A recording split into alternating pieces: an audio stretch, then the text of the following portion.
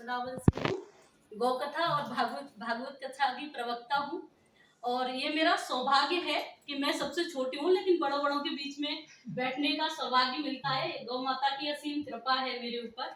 और कल के प्रोग्राम के लिए अपने अमूल्य समय देने के लिए यहाँ जितने भी भक्तगण पधारे हैं, सबका आभार। गौ माता सेवा महासंघ सब जानते हैं, सब पढ़ते हैं, लेकिन हमारे पास एक क्वेश्चन आता है हमेशा, आपने इसका नाम अंतरराष्ट्रीय गौ माता सेवा महासंघ क्यों लिखा?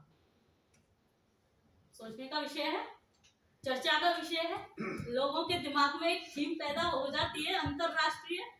तो अंतरराष्ट्रीय गौ माता एक राष्ट्र की तो है नहीं थी, एक जगह की भी नहीं है, क्योंकि युगों युगों से भारत की पहचान रही गौ माता है और इस पृथ्वी के कण कण की पहचान रही गौ माता। इस युग से नहीं, युगों युगों की पहचान है गौ माता।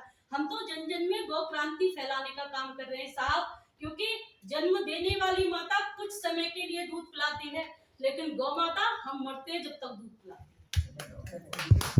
इसलिए हम ये चाहते हैं कि इस गौ माता को हम अपने हर दरवाजे पर बांधें, इसकी सेवा करें, क्योंकि गौ ही एक ऐसा जीव है, गौ ही एक ऐसा प्राणी है जिसे हम अपने आंगन में, अपने घर में, अपने परिवार के सदस्य की तरह पूजते हैं ना, तो वह भूत व्याधा जिंद भूत लोग आजकल इन चीजों में बड़ा विशेष धन बर्बाद करते हैं, दिमाग लगा बोला तंत्र मंत्र हो गया किसी तांत्रिक के पास। क्यों चलो साहब, जिसके गौमूत्र में गंगा विराजमान है, कहते ना गंगा जी का जल छिड़क दो, आदि व्याधि सब दूर हो जाते हैं ना।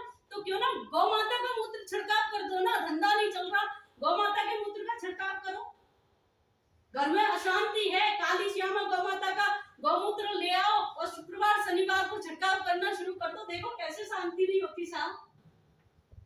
इन चीजों को ज्ञात कीजिए, हमने क्या खोया है, हमें क्या मिला है, और जो नहीं मिला है उसे प्राप्त करने की कोशिश में है हम और आप। और ये हमें फ्री मिलता है, फ्री, इसमें कुछ नहीं जाता, थोड़ा समय जाता है और थोड़ा समय देने के बाद भी हमको ढेर सारा मिलता है। क्यों? हम अगर एक मूवी देखने जाएं साहब, 3 घंटे का टाइम उस मूवी में देते, क्या प्राप्त होता है? एक तो टिकट में पैसे गए, ऊपर से पत्नी साथ नहीं गई तो कलेश, शाम को भोजन टेंशन। लेकिन ऐसी जगह जब हम आते हैं, बहुत सारा लेके जाते हैं और जीवन भर इसकी गाथा गाते हैं घर में कि हमको वो मिला। लेकिन हम लोग भी यही चाह रहे हैं कि कल अंतरराष्ट्रीय गौ माता सेवा महासंघ का 3य अधिवेशन है। पहला दिल्ली में हुआ, दूसरा बिहार में हुआ, अब कर्नाटका में। क्योंकि ये जगह बड़ी पवित्र है, बड़ी पावन जगह है, जहाँ गौ माता का अधिवेशन होता है। ये कोई साधारण जगह नहीं है, क्योंकि हर जगह ईश्वर की कृपा का गुणगान नहीं हो सकता, हर जगह गौ माता की कृपा का गुणगान भी नहीं हो सकता। ये तो बड़ा चुन के ठाकुर जी व्यवस्था करते हैं कि यहाँ खड़े होकर के, यहाँ बैठ करके आप मेरी चर्चा को सुनेंगे, आप मेरी चर्चा की गाथा करेंगे, ये कृपा है उसकी। और लोगों को ये भी हमें बताना है कि गौ माता सिर्फ दूध ही नहीं देती। मालूम लोगों की सोच बन गई है ना, दूध देगी जब तक तो बांधो साहब, फिर बाद में छोड़ दो। बूढ़ी गौ माता भी जीवन भर जब तक जीती है ना, पूरे परिवार का लालन पालन कर सकती है। ऐसी बहुत सी मुख्य बातें आपको कल सुनने को मिलेगी। अपने जीवन में आप कुछ भी ना अपनाएं, कुछ भी नहीं, लेकिन गौ माता को अपना लो। 33 करोड़ कोटि देवी देवताओं की पूजा सेवा सब एक साथ हो जाती है।